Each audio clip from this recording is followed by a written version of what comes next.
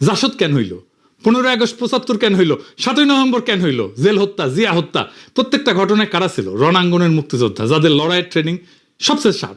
তারাই আবার লড়াই শুরু করছে একজন আর একজনের বিরুদ্ধে, কারণ তাদের আকাঙ্ক্ষা মেটে নাই। জার্মান চিন্তাবিদ ভাল্টার বেনিয়ামিন উনি বলছিলেন, প্রত্যেকটা প্রজন্ম পূর্ববর্তী প্রজন্মের অসমাপ্ত দাবি বহন করে, সেই দাবি যতদিন না মটে ততদিন সে বারবার ফিরে ফিরে আসে। এটা মনে রেখেন। অনেকে বলেন জুলাই কি পরাজিত হয়েছে? কোনো লড়াই পরাজিত হয় না। বাংলাদেশে আর একটা লড়াই আসছে, কিভাবে আসবে জানি না, কবে আসবে জানি না, কিন্তু আসবে, এবং সেইটা আগের চেয়ে বেশি ভায়োলেন্ট হবে, সহিংস হবে। কেন কইতেছি কারণ ব্যাখ্যা করি। অনেকে কয় আমি নাকি বাংলাদেশটারে অশান্ত করে রাখিছি, এটা শুনে হাসুম না কান্দুম বুঝবার পারি না। এই মালগুলার ভাব এমন, আমি চুপ করে থাকলে, ফেসবুকে না লিখলে বাংলাদেশ শান্তিতে থাকলে হয়নি। আমার যদি এতই হ্যাডম থাকে, ক্ষমতা থাকে, তাহলে তো পুরা বাংলাদেশের মন্ত্রিসভার আমার বাড়ির সামনে এসে আমার পাও ধরে বসে থাকা উচিত। আমি চুপ থাকলে যদি বাংলাদেশ শান্ত থাকে, তাহলে তাই করা উচিত, তাই না? যেন আমি চুপ করে থাকি, আমার পাও ধরে বসে থাকা উচিত। দাদা আপনি চুপ করে থাকেন, চুপ করে থাকেন। ক্যাঙ্কা ফ্যাসিস্ট দেখেছেন, ভিন্ন মতকে চুপ করায় দেওয়াটাই তাদের লক্ষ্য। শান্তি মতো মনে হয় চান্দাবাজি আর ধান্দাবাজি করবে পারতেছে না আমার জন্য, তাই এত রাগ এগুলার। বাংলার লুথার কিংও দেশে এসে কইছিল শান্তি আর স্থিতিশীলতার কথা, পারছে শান্তি আর স্থিতিশীলতা আনতে পারে নাই। আমি একটা নিউজ দেখাই আপনাদেরকে, কয়েকদিন আগের নিউজ। দেশের বিভিন্ন নদ নদী থেকে 7 দিনে 17 জনের মরদেহ উদ্ধার হয়েছে, প্রত্যেকটাই হত্যাকাণ্ড। হাসিনার আমলেও তো এই অরাজকতা ছিল না। দেশে শান্তি স্থিতিশীলতা আসুক, এটা তো সবাই চাইবে। দুনিয়াতে শান্তি স্থিতিশীলতা আসুক, এটা সবাই চাইবে, কোনো সুস্থ মানুষ চাইবে। কিন্তু এই শান্তি আসাটা কি আমাদের ইচ্ছার উপরে নির্ভর করে? সেটা তো করে না।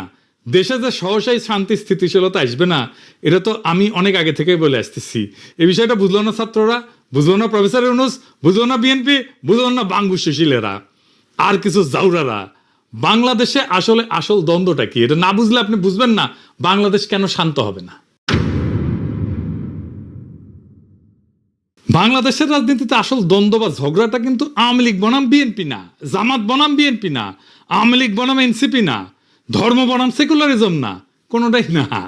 আসল ঝগড়াটা হইতেছে একদিকে বাংলাদেশের 800 বছরের মুসলমানদের নিজস্ব রাজনৈতিক আকাঙ্ক্ষা, অন্যদিকে মুক্তিযুদ্ধের চেতনা নামে একটা প্যাকেজ, যেটার পিছনে আছে আসলে ভারতীয় আধিপত্যবাদের প্রজেক্ট, যার লক্ষ্যই হইতেছে এই ভূখণ্ডের মানুষকে পরাধীন, শক্তিহীন করে রাখা। তারা বাংলাদেশকে কাঁটাতারে ঘিরে রাখবে, পানি আটকাই দিবে নদীর, সীমান্তে মানুষ মারবে পাখির মতো, সীমান্তের নদীতে কুমির আর সাপ ছাড়বে, যেন বাংলাদেশের মানুষ পার হইতে না পারে। কি ভয়ানক কথা! দুনিয়াতে কোথাও এটা নাই। এরা এতে করবে ইন্ডিয়ান বর্ডারে, বাংলাদেশের মানুষকে উই পোকা বলবে, কিন্তু বাংলাদেশে বাজার ছাইয়া ফেলবে তার পণ্যে। তার বাংলাদেশে বন্দর লাগবে, ট্রানজিট লাগবে। তুমি যারা পছন্দ করো না, নিরন্তর অপমান করো, মর্যাদা দাও না, তার ভূখণ্ড তোমার লাগবে। তো তোমার তো একটাই রাস্তা আছে, যে এটা অনুগত জনসমর্থন সরকার রাখা, এটাই হাসিনা। সেই জন্যই ভারতীয় আধিপত্যবাদের সাথে দ্বন্দ্বটা হাসিনা আমলেই চূড়ান্ত রূপ নিল। জার্মান আইন তত্ত্ববিদ কার্ল স্মিথ উনি বলছিলেন, রাজনীতির আসল প্রশ্ন একটা, বন্ধুকে আর শত্রুকে। যেই দিন একটা সমাজ এই প্রশ্নটা সঠিক উত্তর দিতে পারে, সেই দিন সে রাজনৈতিকভাবে জন্ম নেয়। বাংলাদেশের এই প্রশ্নের উত্তর 15 বছর ধরে স্পষ্ট হয়েছে। আওয়ামী লীগ ছিল এই প্রজেক্টের পলিটিক্যাল ভেহিকল, ভারতের পলিটিক্যাল এজেন্ট।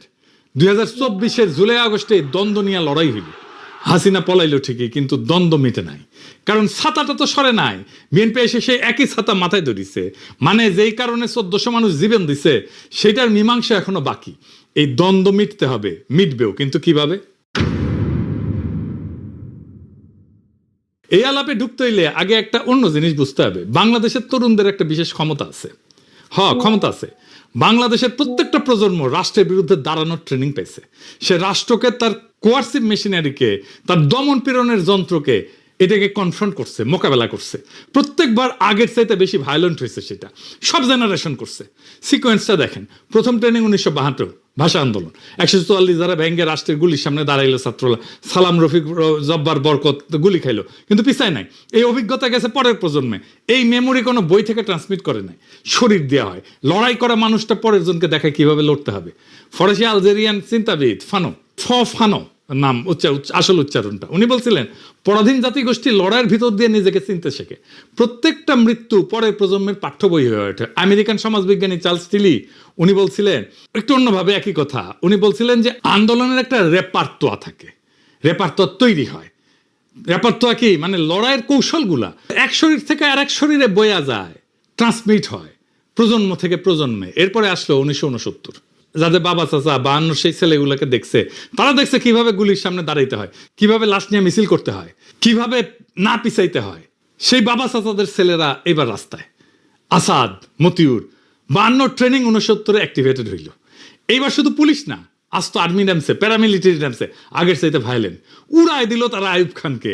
এরপরে 71, 69 ট্রেন্ড তরুণেরা এইবার অস্ত্র হাতে। যারা 69 পুলিশকে কনফ্রন্ট করছে, প্যারামিলিটারিকে কনফ্রন্ট করছে, তারাই 71 পাকিস্তানি আর্মিকে কনফ্রন্ট করতেছে। 9 মাসের ফুল স্কেল যুদ্ধ, আগের চাইতে অনেক বেশি ভায়োলেন্ট। প্যাটার্নটা দেখেন, প্রত্যেকটা প্রজন্ম আগের ট্রেনিং রিসিভ করছে, প্রত্যেকবার এসকেলেট করতেছে কনফ্রন্টেশন। 71 রণাঙ্গনে সক্রিয়ভাবে লড়ছে প্রায় 1050, অনেকে বলে 30,000। যাই হোক, এই সংখ্যক তরুণ, তাদের আকাঙ্ক্ষা কি ছিল? একটা নতুন সমাজ, মুক্ত সমাজ। কি পাইল? বাকশাল।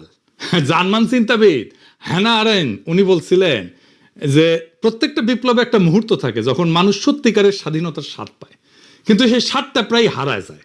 আর সেই হারানো জিনিসটা পরের প্রজন্ম খুঁজতে থাকে। আরেন্ট এই হারানো জিনিসটাকে বলতেছিলেন বিপ্লবের লস্ট ট্রেজার, মানে হারানো ধন। 71 সেই প্রজন্মের তরুণের কাছে সেরকম একটা হারানো ধন। সে যখনই আইডেন্টিফাই করছে যে কে তার হারানো ধন কাইরে নিছে, তারাই খাইয়া দিছে সেই তরুণ। ওদের আকাঙ্ক্ষা মেটে নাই, কিন্তু তাদের হাতে তো ট্রেনিংটা ছিল, তারা চুপ থাকে নাই। জাসদ কেন হইল? 15 আগস্ট 75 কেন হইল? 7 নভেম্বর কেন হইল? জেল হত্যা, জিয়া হত্যা, প্রত্যেকটা ঘটনায় কারা ছিল? রণাঙ্গনের মুক্তিযোদ্ধা, যাদের লড়াইয়ের ট্রেনিং সবচেয়ে সাত। তারাই আবার লড়াই শুরু করছে একজনের আরেকজনের বিরুদ্ধে, কারণ তাদের আকাঙ্ক্ষা মেটে নাই। জার্মান চিন্তাবিদ ওয়াল্টার বেনিয়ামিন উনি বলছিলেন প্রত্যেকটা প্রজন্ম পূর্ববর্তী প্রজন্মের অসমাপ্ত দাবি বহন করে। সেই দাবি যতদিন না মটে ততদিন সে বারবার ফিরে ফিরে আসে। এটা মনে রেখেন, আমরা পরে আবার এখানে আসবো। এরপরে আসলো 90, আমাদের জেনারেশন রাজপথে লড়াই করলো। সে হিরোইক লড়াই, 24-এর মতো না, কিন্তু একটা হিরোইক লড়াই করছে আমাদের জেনারেশন। নূর হোসেনের জীবন দেওয়া, কি কাব্যিক জীবন দেওয়া, বুকে পিঠে লিখলো গণতন্ত্র মুক্তি পাক, স্বৈরাচার নিপাত যাক। এরপরে আমাদের ট্রেনিং হলো 2013-তে। 28 ফেব্রুয়ারি 2013 মৌলানা সাইদির ফাঁসির রায়ের পরে সারা দেশ রাস্তায় নামলো, সারা দুনিয়াতে নামছিল। শুধু ইসলামপন্থী তরুণেরা না, সারা দেশের সমস্ত মানুষ নামছিল। বাঁশখালী, চাঁপাইনবাবগঞ্জ, বগুড়া, লক্ষ্মীপুর, তারপর 5 মে শাপলা চত্বর, হেফাজত। একটা নতুন প্রজন্মের প্রথম বড় ট্রেনিং। সংগঠিত ইসলামিক যুবশক্তি প্রথমবার রাষ্ট্রীয় ভায়োলেন্স ফেস করলো। 2018 সালে নিরাপদ সড়কের আন্দোলন, স্কুল কলেজের কিশোরেরা রাস্তায়, ছাত্রলীগের হেলমেট বাহিনী, এই বাচ্চারা শিখলো একটা নতুন জিনিস, সোশ্যাল মিডিয়াকে কিভাবে ব্যবহার করতে হয়। তারা শিখলো ছাত্রলীগ কিরকম জাউরা হইতে পারে, কেমন বর্বর হইতে পারে। এই 2018 স্কুলের ছাত্ররাই 2024-এ এসে ইউনিভার্সিটির ছাত্র। চূড়ান্ত ক্লাস পাইল তারা।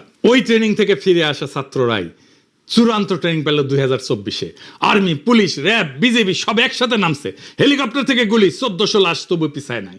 এই 2024 পৃথিবীতে অনন্য। কেন? দুনিয়ার আর কোথাও বাংলাদেশের 24-এর মতো ঘটনা ঘটে নাই। তিউনিসিয়ায় 2011-তে কি হয়েছিল? আর্মি প্রেসিডেন্টে গুলি চালানোর হুকুম মানে নাই উপরের লেভেলে। মিশরে আর্মি কাউন্সিল বসে সিদ্ধান্ত নিল মোবারক যাবে উপর থেকে। ইন্দোনেশিয়ায় আর্মি চিফ সুহার্তোকে যায় বললো যে চলে যান, উপর থেকে আসলো।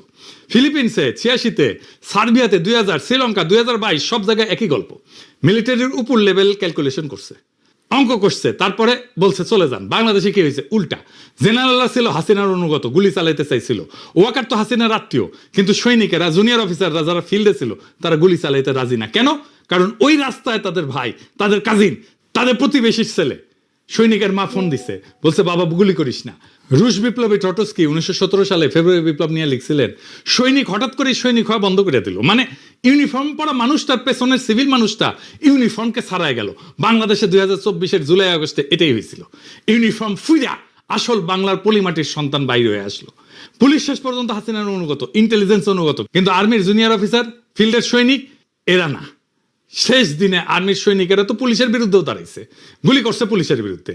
জেনারেলরা যখন বুঝলো সৈনিকেরা আর গুলি চালাবে না, জেনারেলরা বাধ্য হইলো, হাসিনাকে যে বললো আপা পালান, হেলিকপ্টার রেডি, আর একটা প্রমাণ দেখাই, এই বিষয়টা আমি জানি জন্য বলতেছি, যে ফোনদের আলো দিল্লি স্টারের যে ইন্ডিয়ার 2 ফ্ল্যাগশিপ পত্রিকার অফিস আক্রান্ত হইল না, ওখানে আর্মি ছিল, আর্মি ডিফেন্ড করলো না কেন?